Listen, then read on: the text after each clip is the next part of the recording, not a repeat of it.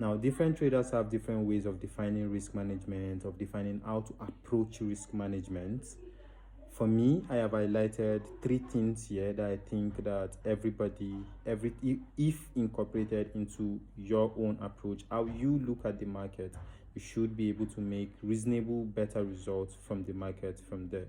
Now, first thing, when it comes to risk management, I always emphasize on using a stop loss. I can never really stop emphasizing on using a stop loss, and I will keep saying it. If you say you use a mental stop loss, trust me, you are mental.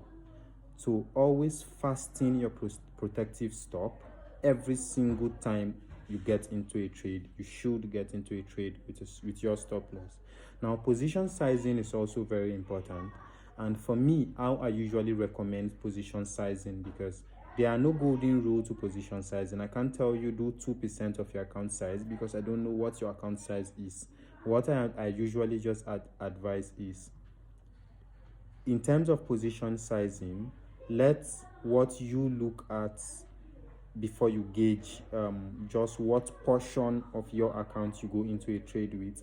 It should be the distance between your entry to your stop loss. That's what you should be looking at particularly, or at least that is what I look at.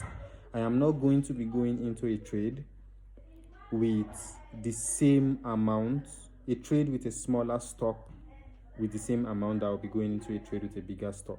So look at the distance between your entry to your exit, to your supposed exit in the event of invalidation.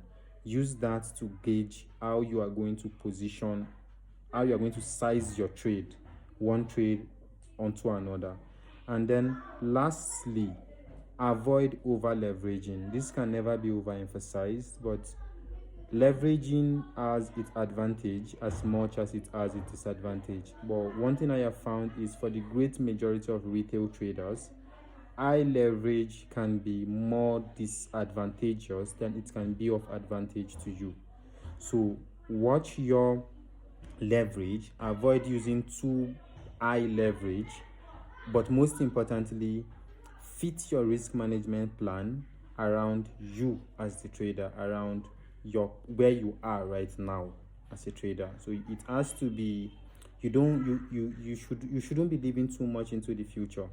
If you are trading $100 account size, make your risk management plan around that $100 account size. Slowly grow it from 100 to 200 to 300, and then work your way up from there.